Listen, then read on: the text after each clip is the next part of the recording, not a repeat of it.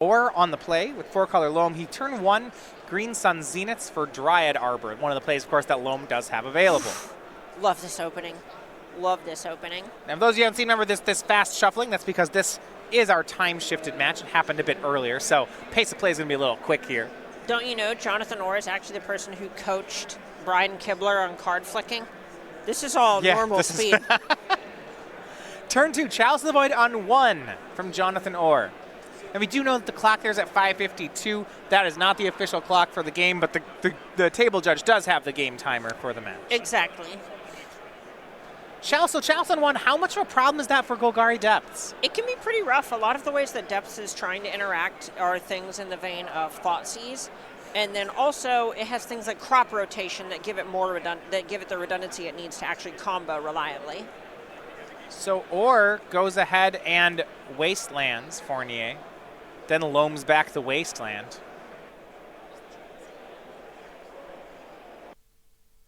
Abrupt Decay did take care of the Chalice of the Void on 1, so board is clear again for Fournier. And this is kind of a good window, right? The Wasteland is gone here. The Chalice is gone. If he can make a 20-20, it might just work.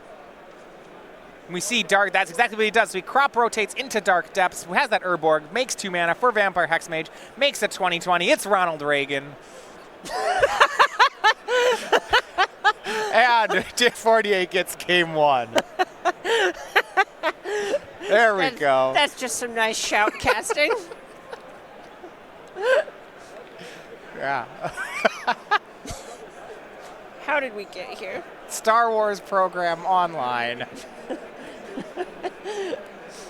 Sideboards. All right. Let's go over to Jonathan Orr. So he had Chalice on 1 set up. He had Wasteland going. Those are all the tools he wants in the matchup. What happened there? Basically, Fournier was able to knock down a lock piece, untap, and combo. Yeah, so in that spot, I kind of was surprised. I didn't particularly like that Orr used, he used the Wasteland and then loamed it back. A lot of times in this matchup, it feels like you actually can't use Wasteland as aggressively as he did there. It's a little bit rough, right? So you end up in positions where you're kind of, screwed if you do, screwed if you don't. If you hold it too long, you'll see Pithing Needles out of these Golgari Depths decks that shut off Wasteland. So you would rather be a little bit more aggressive and go, well, I have a Chalice of the Void to turn off crop rotation. I feel like I'm not going to have a window to activate Wasteland super aggressively if I just don't do it now. So going for mana denial is pretty understandable from Orr's position. Yeah, I guess it's actually an understandable strategy. There he kind of got punished for it, right? Because then spawn had End Step Decay, untap combo, which is like, okay, that feels bad. Right. Are there additional tools he can use here when we look for game 2? So the big thing that we're looking at is something like Swords to Plowshares is going to be able to take out the Merit Lage itself if Fournier combos.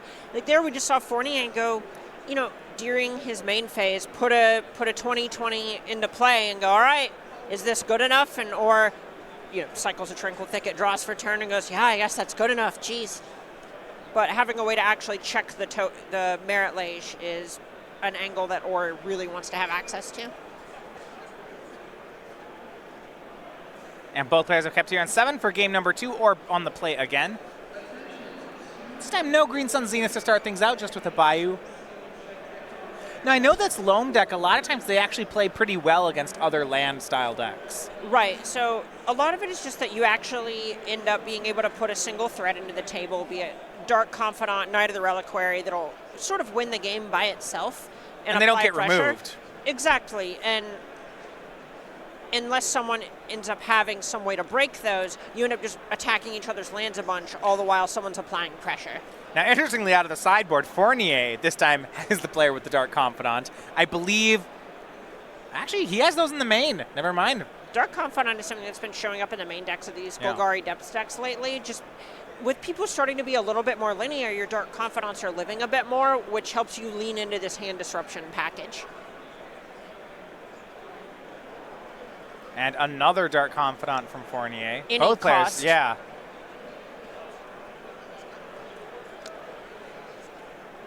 Fournier missing on a land drop there is pretty huge. Getting an extra look at it via the Dark Confidant, but Sylvan Library is, it might eventually convert into a mana source, but for now it is not one. Ooh, that is the world's saddest wasteland.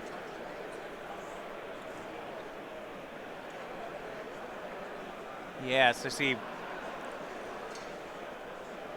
Both players developing here. I mean, I guess the longer this goes, it feels like it's going to favor Or. He has more Dark Confidants. Just he's also the kind of deck that benefits more from a long game. Exactly. You know, Fournier's cards, with any of these linear strategies, you're going to have a lot of things that aren't very good in multiples.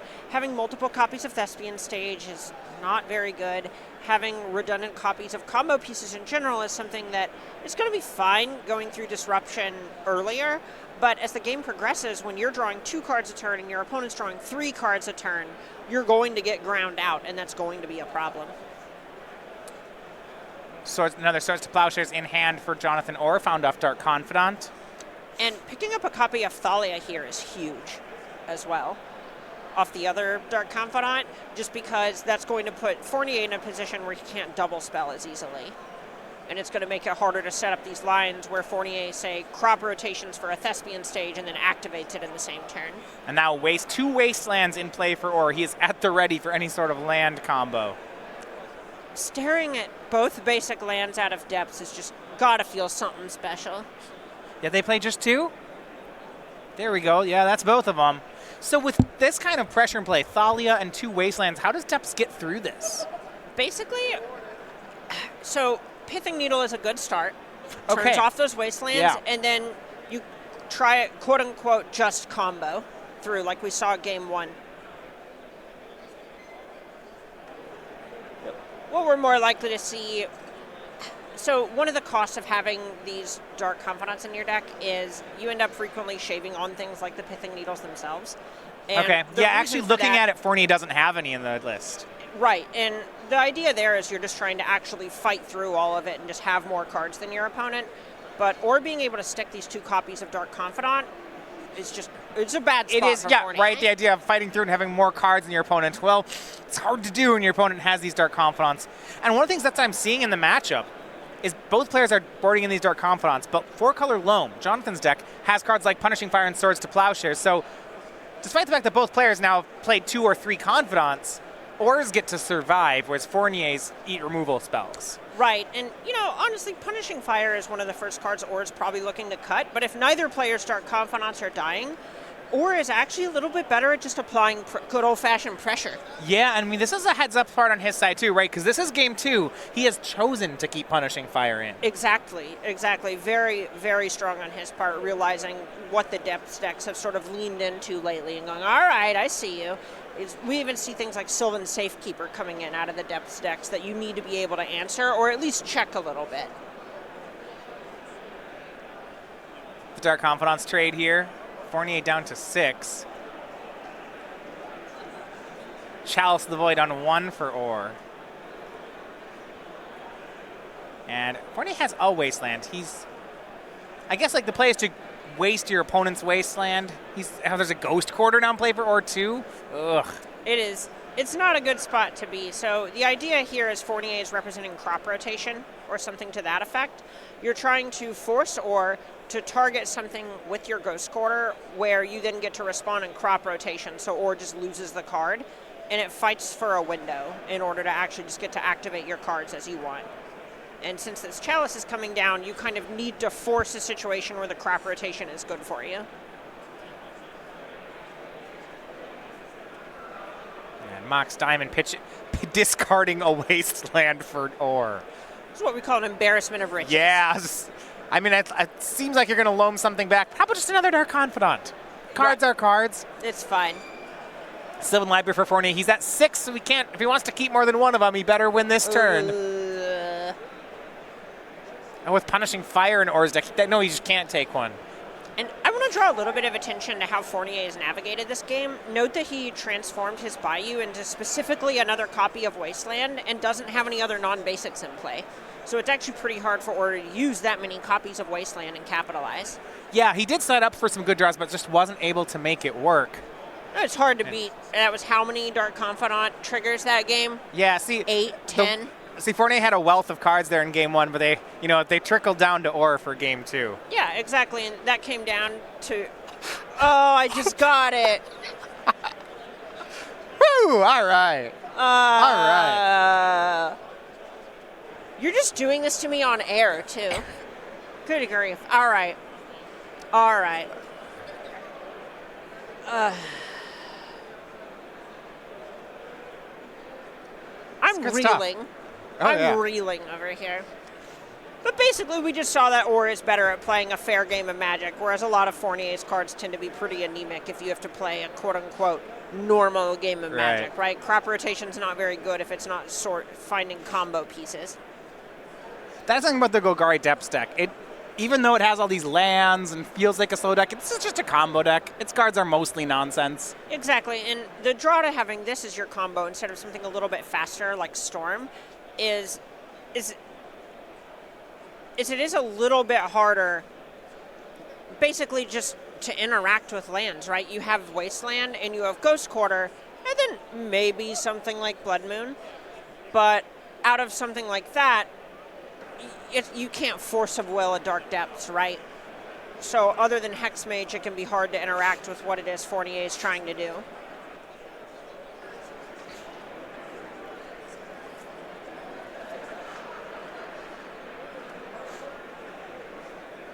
Shuffle, shuffle, shuffle, shuffle, shuffle, shuffle, shuffle. I think shuffle, mushroom. I just love these time-shifted shufflings. Oh, I definitely sit at home with my cards. And I was just like, other people can do it, so can I. Cardboard flying everywhere. Eventually, I'm just shrieking. 7 here from Fournier. And I know Daniel Fournier recently he was one of the players who was really, looks like Brother 6 stars, he was really in on the arena grind. If I was following him, you know, those one of the Mythic Invitational. We don't talk about Fournier. He didn't get there. Did he not get there? Let's, oh no! Oh no! Yeah, he ended up falling off in the last couple hours. Oh man! Really liked the self-control for a lot of people, where they were just like, "Yeah, I fell down to like 100th, and there's only an hour left. There's no way. I'm done. I'm calling it." Takes a lot of self-control to not just fight to the bitter end to come in 19th or whatever. Sajiri step into Thespian stage for Daniel Fournier to start the game. No play so far.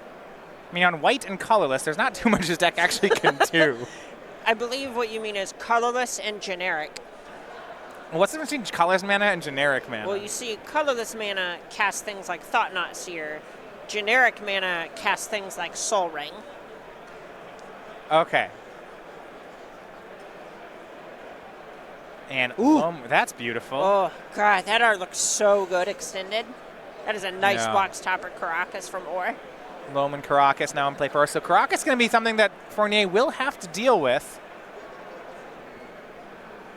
Looking at, he has three copies of Surgical Extraction out of his sideboard. He has Assassin's Trophy. He has 2 Wasteland as ways to kind of knock it off the board here.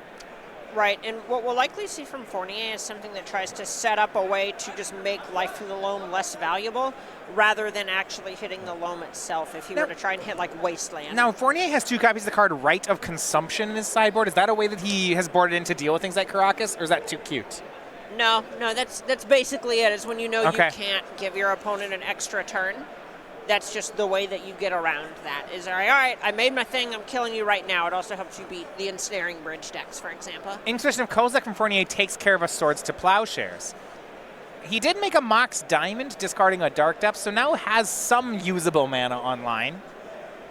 Yeah, but Or is still loaming, and that's the problem. Right, and now we got a proper Wasteland battle on our hands.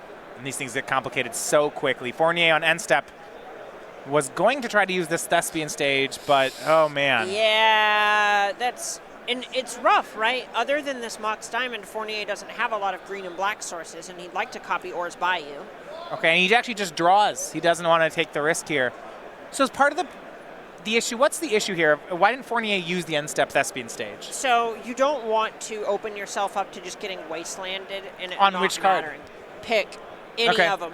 Not Sajiri step, but Wasteland is a big one here, where you want to be able to make it to where Or can't Wasteland the Wasteland, because Fournier is trying to set up a situation where you Wasteland your opponent's Wasteland, And then when Or goes to Wasteland, your combo piece, you can respond in combo, which we might actually end up seeing right here if we can make Or use Caracas, for example. So Fournier puts Dark Depths into play. And you're seeing a lot of, no one's doing anything because of Wasteland battles. So make sure I'm doing this one right. If the way he puts into play, because if Or Wastelands the Dark Depths, Fournier can just copy it with Thespian Stage and still have a Dark Depths, and then make a 20/20. Exactly. And then he would waste the Caracas, then make the 20/20. Things would all line up. Right now with the lands in play, the player that moves first loses. Yes, exactly. That is 100% what is going on. And Fournier does have a complex line here where you float a mana with Sagiri Step. Okay. Then you use Mox Diamond, sack the Sagiri Step, and get another copy of Wasteland. And then you Wasteland Or's Wasteland. And then when Or goes to Wasteland back, you respond and... Oh, wait, no, you're a mana short. Never mind. I was about to say, I forgot Dark Depths can't tap for mana here. All right. Wasteland targeting Dark Depths. So Or has pulled the trigger. It may just be time. Well, it feels like this is where Fournier should waste the Caracas. All right, so here, the spot here is, it's a leveled thinking game where Fournier is trying to say, why would Or do that? Does Or have a Swords to Plowshares or a card that can answer it? And it may just be a bluff from Or where if he doesn't have anything, he would only make this play if he did have something. But if Fournier is another land, it just doesn't matter. So I think Fournier's going to go for a safer line. In response, he crop rotates the Dark Depths into another Dark Depths. And I actually really like this. Oh, this is big fan of this. This is something that can end up hurting anything that would otherwise be sorcery speed. However, Or loams back the Wasteland, so he also resets. And here we are, back where we started. Stop me if you've heard this one before. This is nice. Yeah, if Fournier had one more mana, he could have gone for a combo there, but he did not. Oh, and he has this Rite of Consumption to beat Caracas now. Okay, picks up Rite of Consumption. Yeah, that is lethal, and that may set up something. Right, he just doesn't have the mana to Wasteland the Wasteland, activate the Depths in response. Oh, but that actually creates, because there's a Wasteland on the stack, or it could just Caracas before Fournier's priority to Rite of Consumption. Right, so Dark Confidant, Fournier needed more resources. He wanted more mana, or used the opportunity to waste away the Dark Depths. So now we're kind of back to a stalled game. Right, and this is a spot where Fournier really just, as you said a moment ago, just needs more resources. He's very close, but with Or just whittling him down with a Wasteland every single turn, it's rough. It's a Wasteland, then he has a Punishing Fire for the Dark Confidant. Now, there's no Grove of the Burn Willows yet for Or, so things are still manageable. But Fournier, now one card in hand, he's running out. The light's dimming, absolutely. You know, there's a cute spot here where if Or goes to Wasteland in the Thespian Stage, Fournier can respond, fetch a basic, and then copy the basic. They had this standoff. Fournier was trying to end the Cold War between the two of them, but it's just not working. Wasteland takes care of the Thespian Stage. Ooh. All right. That was another Reagan thing, by the way. I just wasn't gonna give it to you, Matthias. I'm not doing it.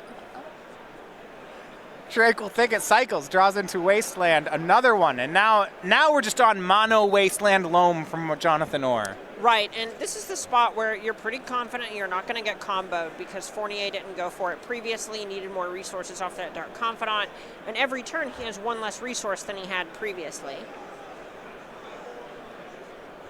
Yeah, these Loams are drawing multiple cards.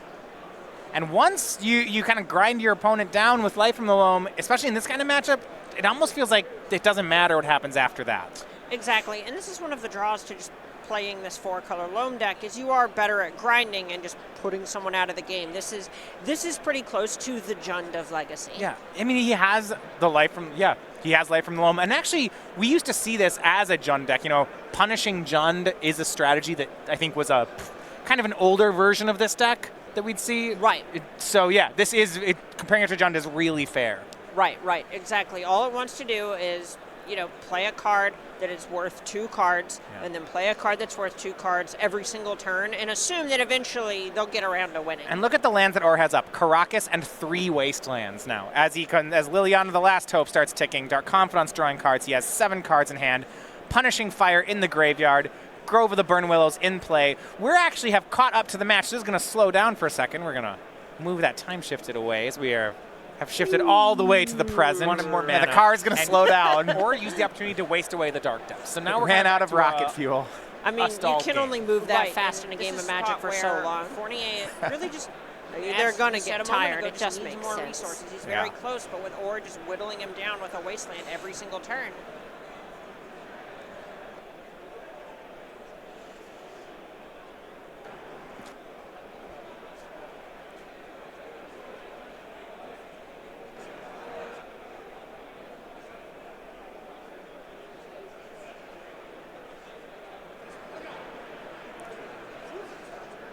Yeah, so we are at this point in round one now. Are getting an update from the judge that we may be reaching the end of time in the round. So Or does have an advantage. However, will he be able to convert it to a win is the question I have right now. Right, and without Knight of the Reliquary here, Or doesn't have much of a clock. Remember, the clock not at 5:52 right now. We will get an update on that in a second. Yeah, Four Dome does not have a great way to up the pressure, I don't think. Exactly. You have your Knight of the Reliquaries, which are something that you can play that at this point with Or's deck, I imagine you can make a 10-10 or something Yeah, out of if nowhere. he's left them in. Right, and that's the spot where they're very good whenever you're fighting over lands because they just give you more wastelands out of your deck, but they are not fast. And that could end up being a liability for Or, where if Or just wants to lean into his faster disruption in order to make sure you don't just quote-unquote get got like you did game one, then Knight of the Reliquary is going to be one of the things you end up sideboarding out of your deck. Oh, yeah, I saw him check his sideboard, and it looked like there was a there's Knight of the Reliquary. I saw at least one on top of it. Yeah, thinking how can he do more damage? Is it possible?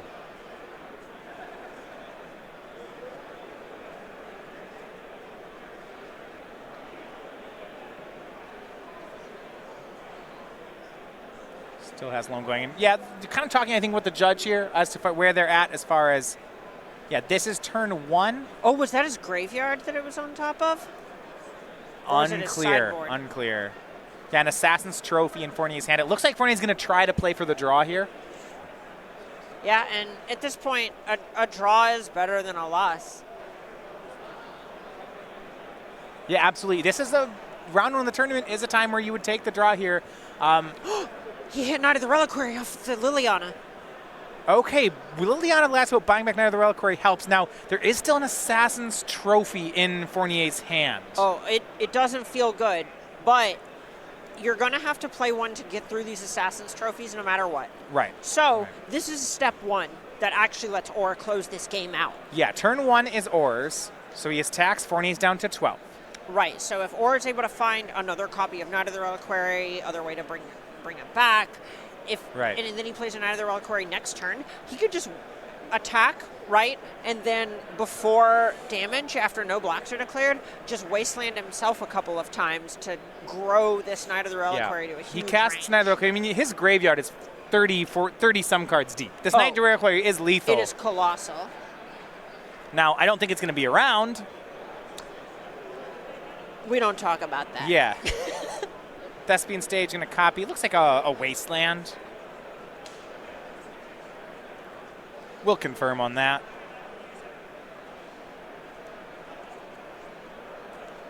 Is it possible that Or maybe should have left up this Grove of the Burn Willows to get in a chip shot with Punishing Fire and With- then done it again next turn and the following turn? That's worth 3 Yeah. points. Each one, so that's a rate of 3 mana for 1 damage with only 3 turns remaining. I'm just not sure that adds up very well. Fournier Well, fetches down to 11. He gets hit with the Dark Confidants twice, Right. which is 8 from 11, so it would have been 3 extra points. Yeah, there's not another red source actually, because Grove is a red source, but look at the 2 lands under it. But there's a Badlands up there. Okay, yeah, he does have the one up there, so it's possible, you're right. Right, and that does require Fournier fetching. There are things that have to happen for this to work.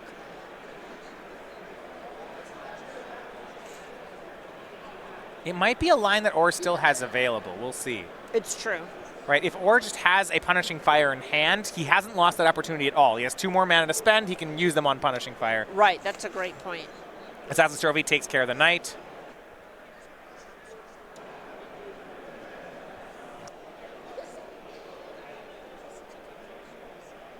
Yeah, and remember, he actually also, if Or needs extra mana to go for Punishing Fire kills, the red mana is what we're looking at. Those Wastelands do make mana if he needs them to.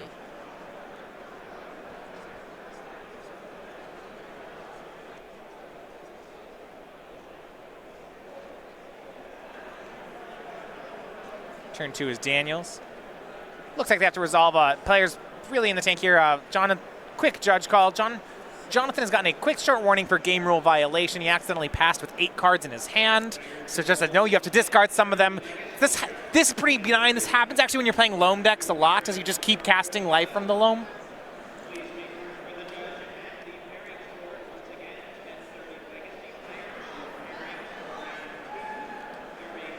It's something that just comes up a lot because you have so many things like Life from the Loam and Dark Confidant. Just when they're left unchecked, you end up with 11 cards in your hand. All right, looks like 2 copies of Punishing Fire in the graveyard for Or. So you were wondering how many of those he has. Oh, he had another Grove hiding out up there. Oh. Okay. Wasteland will take care of one of the Groves. Fournier back to 12. Oh, he went after the Badlands because then Or has to let Fournier gain life to cast the Punishing Fires. Well, the way to combat Punishing Fires is to go after that red mana, right? Right, exactly. And that's really smart by Daniel. Sylvan Library and a Dark Comet shows another Knight. Okay, that will be lethal the avenue. here. And remember, this is turn 3, so it's his last turn to cast a card like this. Right, exactly. This is the way that Or actually gets to close the game. Do you go in his spot for another Knight, or do you try to Punishing Fire your opponents out? Easiest night of my life. I have had no cards in my hand other than a Knight, 3 mana on the battlefield, and my opponent with no cards in play, and it was a more difficult Night of the Reliquary than this. Easiest night of all time. An attack down to 8 for Daniel.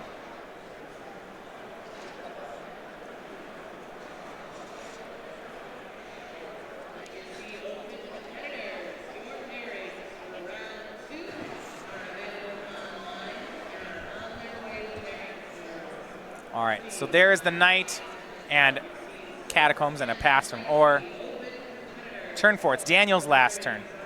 Urborg does not stop a Night of the Reliquary.